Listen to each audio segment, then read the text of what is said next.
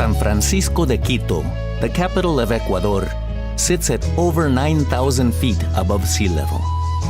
Quito's volcanic peaks straddle the equator, the invisible line around the center of the Earth after which this South American country was named.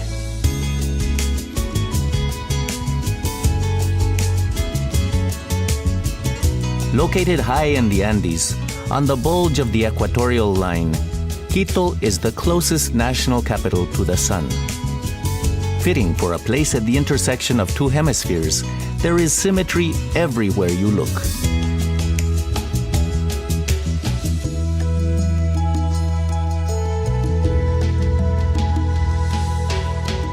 As a meeting point between two equal halves, Quito is all about balance.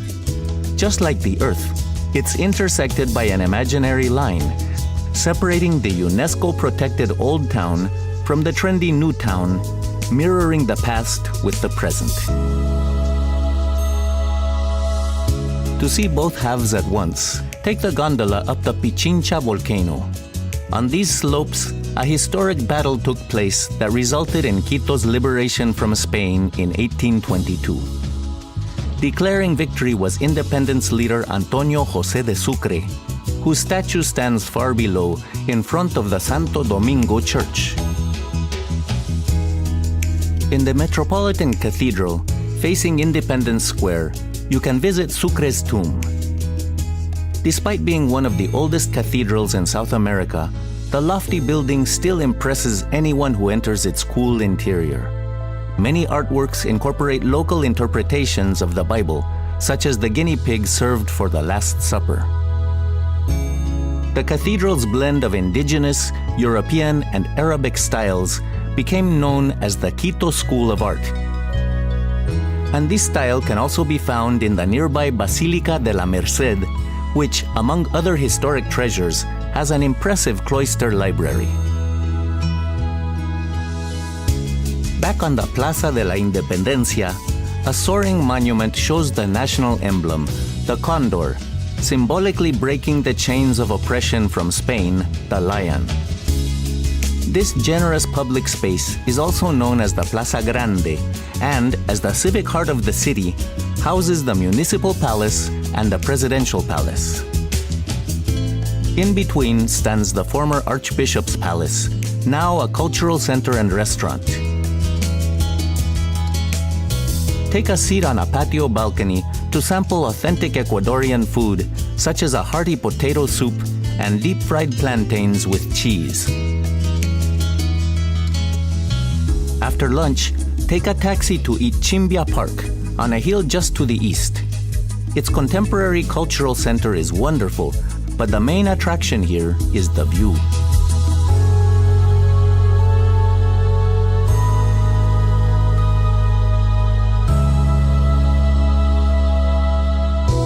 Below, the Basilica of the National Vow offers a peaceful haven to everyone who steps inside.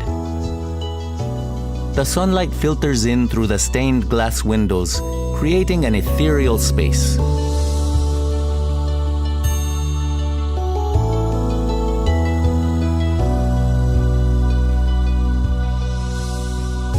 Walk across the cathedral's spine at roof level to climb its highest tower for unforgettable views of Panecillo Hill and its winged statue of Mary. The artwork was inspired by Quito's Madonna, a precious statue kept safe in the church on the Plaza de San Francisco. This square was an important marketplace in pre-Inca times, and in its underground passageways, you can still buy local artifacts.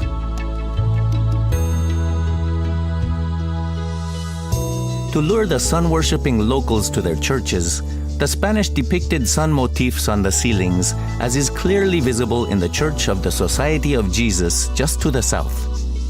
With its dazzling interior and volcanic stone facade, this truly is one of the continent's finest. A good place to end your tour of the Old Town is the nearby ancient thoroughfare, Calle La Ronda.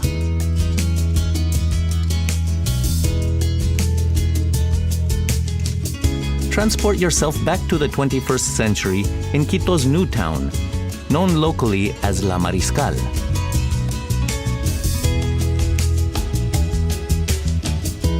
The area around Plaza del Quinde is an energetic jumble of colors and styles, and so is the nearby craft market. Nearby, the bohemian Guapulo neighborhood clings to the mountain slopes, providing a glimpse of what lies beyond. Just to the north, in the valley of Lulumbamba, you can stand in two hemispheres at the same time. The carved stone heads leading up to the Mitad del Mundo monument represent the French scientists who, almost 3 centuries ago, declared this to be the equator. Modern technology shows this is not the case, but it's still a popular attraction.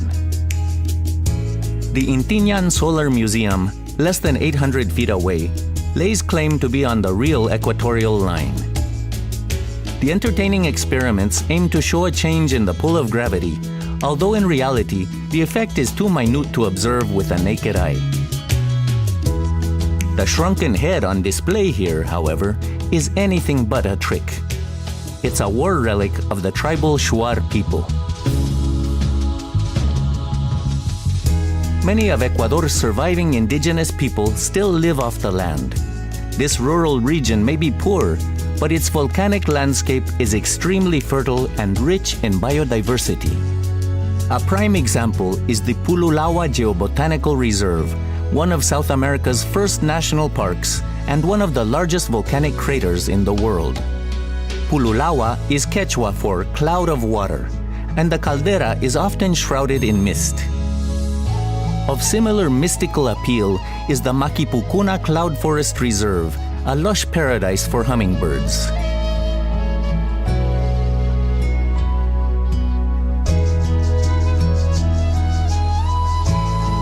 Some of these tiny birds have adapted to the high-altitude prairie of the nearby Cotopaxi National Park, finding nectar on the cliffs of its highly active volcano.